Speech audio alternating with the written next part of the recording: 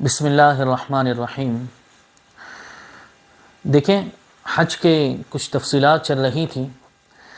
آج انشاءاللہ حج کا طریقہ بیان کیا جائے گا کہ حج کے جو 5 اہم دن ہیں، 5 دن جس میں ارکان حج کو ادا کیا جاتا ہے، یہ کون کون سے دن ہیں؟ 8 ذی الحجہ، 9 ذی الحجہ، 10 ذی الحجہ، 11 ذی الحجہ اور 12 ذی الحجہ۔ یہ 5 جو ہیں یہ سب سے اہم دن ہے حج کے لیے۔ یہ 5 دنوں کے اندر حج کے ارکان ادا کیے جاتے ہیں۔ پہلا دن جو ہے 8 ذی الحجہ، اس میں آپ کو 3 کام کرنے ہیں۔ پہلا کام، آپ کو ظہر سے پہلے مینا پہنچنا ہے۔ پہلے دن 8ویں ذی الحجہ کو آپ کو ظہر سے پہلے مینا پہنچ جانا ہے۔ اچھا، دوسرا کام آپ کو کرنا ہے، 8 ذی الحجہ کو آپ کو ظہر، عصر، مغرب، عشاء اور اس کے بعد کی جو فجر آئے گی یعنی 9ویں ذی الحجہ کی فجر، یہ 5 نمازیں جو ہیں یہ مینا میں ادا کرنی ہیں۔ دوسرا کام آپ کو یہ 5 نمازیں ظہر، عصر، مغرب، عشاء، فجر، یہ 5 نمازیں مینا کے اندر آپ کو ادا کرنی ہیں۔ اور تیسرا کام جو 8 ذی الحجہ کو کرنا ہے وہ یہ ہے کہ 8 ذی الحجہ کے بعد جو رات آئے گی وہ مینا ہی میں گزارنا ہے۔ 8 ذی الحجہ کے بعد جو رات آئے گی وہ مینا میں گزارنا ہے۔ یہ حج کا پہلا دن ختم ہو گیا۔ مختصر طور پر یہ حج کا پہلا دن ختم ہو گیا۔ دوسرا دن یعنی 9 ذی الحجہ، اس میں آپ کو کیا کرنا ہے؟ اس دن میں آپ کو 3 کام کرنے ہیں۔ نمبر 1، دیکھیں یہ حج کا اصل دن ہے، اس لیے کہ اس کے اندر حج کا جو رکن اعظم ہے وقوف عرفہ، اس کو ادا کرنا ہے۔ یہ سب سے اہم ہے۔ اگر کسی کا وقوف چھوٹ گیا تو اس کا حج ہی گیا۔ تو اس لیے یہ سب حج کے لیے سب سے اہم جو دن ہے یہ 9 ذی الحجہ ہے۔ تو اس میں آپ کو سب سے پہلا کام تو ایک یہ کرنا ہے کہ سورج نکلنے کے بعد مینا سے آپ کو عرفات کے لیے روانہ ہو جانا ہے، عرفہ جانا ہے۔ دوسرا، زوال کے بعد یہ عرفہ کا وقت شروع ہو جاتا ہے۔ جیسے ہی زوال کا وقت شروع ہوا، بندہ عرفات کا وقت شروع ہو جائے گا، اور جو حضرات وہاں پر ہوں گے وہ حاجی کہلائیں گے۔ ہاں، زوال کے بعد ظہر کا وقت شروع ہونے پر جو حضرات وہاں پر ہوں گے وہ حاجی شمار ہوں گے۔ ہاں، لیکن ایک بات یاد رکھیں کہ غروب آفتاب تک، آفتاب ڈوبنے تک عرفات میں رہنا ضروری ہے۔ بعض حضرات کیا کرتے، 4-5 بجے وہاں سے نکلنا شروع ہو جاتے، یہ صحیح نہیں ہے۔ وقوف عرفہ اس وقت درست ہوگا جبکہ غروب آفتاب یعنی آفتاب ڈوبنے تک وہاں ٹھہرا جائے۔ اس لیے یہ چونکہ حج کا رکن اعظم ہے، اس لیے اس میں ذرا بھی آگے پیچھے نہ ہو، اس کا خیال رکھیں۔ تو اور تیسرا کام، اگر یہ ہو سکے تو اگر مسجد نبیرہ میں نماز پڑھنے کا موقع ملے تو ظہر اور عصر دونوں کو ایک ساتھ ادا کرنی ہے۔ ظہر اور عصر جمع بین الصلاتین کرنی ہے اگر مسجد میں نماز پڑھنے کا موقع ملے تو یہ 9 ذی الحجہ کے دن کے کام ہوئے۔ اب 9 ذی الحجہ کو جیسے سورج ڈوبے گا تو اس میں آپ کو کچھ کام کرنے ہیں، 4 کام ہیں اس میں۔ سب سے پہلا، دیکھیں سورج ڈوبنے کے بعد مغرب کا وقت شروع ہو جاتا ہے، لیکن آپ کو مغرب نہیں پڑھنی ہے، آپ کو عرفات سے مزدلفہ کے لیے نکل جانا ہے۔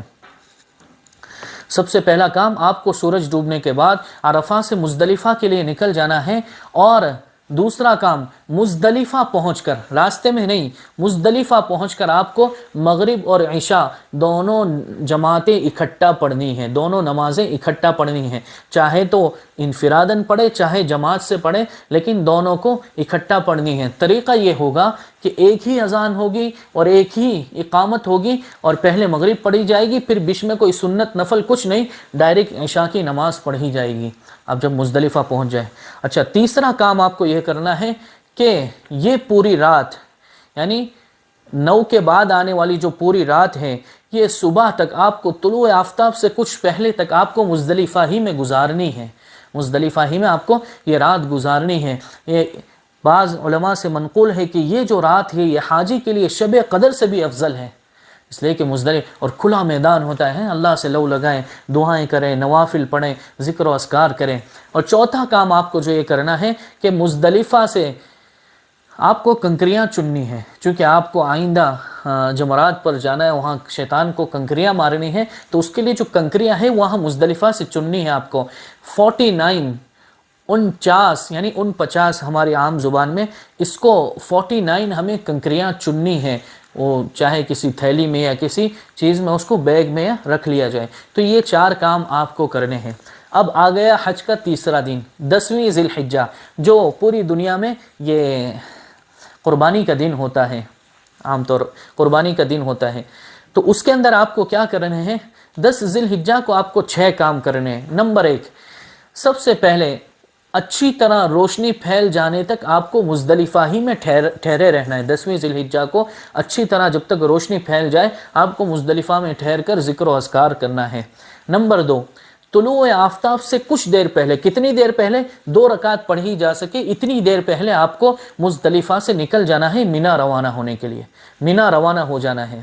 اور تیسرا کام آپ کو کرنا ہے، مینا پہنچ کر مینا میں جو آخری جمرہ ہے، بڑا شیطان ہے، اس پر کنکریاں مارنی ہیں، 7 کنکریاں اسے مارنی ہیں۔ یہ تیسرا کام آپ کا ہو گیا۔ اور چوتھا کام آپ کا یہ ہے کہ کنکریاں مارنے کے بعد قربانی کرنا ہے۔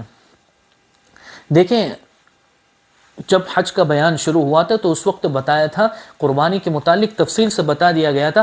یہاں مختصر طور پر اتنا جان لیں کہ جو قران کرنے والا ہے حاجی یا تمتع کرنے والا ہے، ان دونوں حاجی پر یہ حج کی قربانی واجب ہے، تو انہیں مینا کے اندر 10ویں ذی الحجہ کو یہ قربانی کرنی ہے۔ ہاں، جو حج افراد کر رہا ہے اس کے لیے مستحب ہے کہ وہ 10ویں ذی الحجہ کو قربانی کرے، لیکن یہ دو، قران کرنے والا اور متمتع، ان دونوں کے لیے یہ قربانی کرنا شکر کے طور پر یہ واجب ہے۔ اچھا، 5واں کام آپ کو یہ کرنا ہے، قربانی کرنے کے بعد حلق کرانا ہے۔ اس میں ترتیب کو لازم رکھیں نا، ترتیب آگے پیچھے نہ ہو، ایسا نہ ہو کہ آپ حلق کرا لیں پھر قربانی، نہیں، ترتیب اس میں لازم رکھیں۔ 6واں کام آپ کو یہ کرنا ہے کہ مکہ مکرمہ جا کر طواف زیارت کرنا ہے۔ طواف زیارت اس سے پہلے بتایا تھا کہ حج کا فرض ہے، حج کے اندر جو فرض ہے اس میں ایک طواف زیارت بھی ہے، تو یہ آپ کو 10ویں ذی الحجہ کو کرنا ہے۔ بہتر اس کا وقت یہ ہے 10ویں ذی الحجہ۔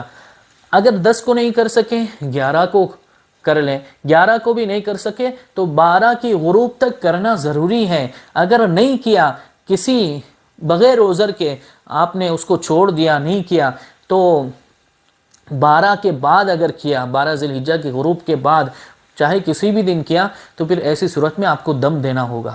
اور اگر نہیں کیا تو جب تک نہیں کیا طواف زیارت، وہاں تک آپ کے لیے اپنی بیوی حلال نہیں ہوگی۔ اس لیے یہ حج کا فرض ہے، تو اس وجہ سے اس کو بہتر ہے 10ویں ذی الحجہ کو ہی کر لیا جائے۔ تو یہ کام آپ کو 10ویں ذی الحجہ کو کرنے ہیں۔ اب آ گیا حج کا چوتھا دن 11ویں ذی الحجہ۔ اس میں آپ کو کیا کرنا ہے؟ اس دن کا خصوصی عمل جو ہے، یہ آپ کو شیطان کو کنکریاں مارنی ہے، رمی جمرات آپ کو کرنا ہے۔ یہ سب سے پہلے جمرہ اولا پر، پھر جمرہ وسطیٰ پر، پھر جمرہ عقبہ پر، یہ آپ کو 3 جمرے ہیں، وہاں پر 7 کنکریاں مارنی ہیں۔ وقت کے بارے میں بہت بڑی تفصیل ہے، وہ آپ جب وہاں پہنچیں گے تو وہاں معلم حضرات آپ کو بتا دیں گے کہ بھائی کون سے وقت آپ اس کو کنکریاں آپ کو مارنی ہیں۔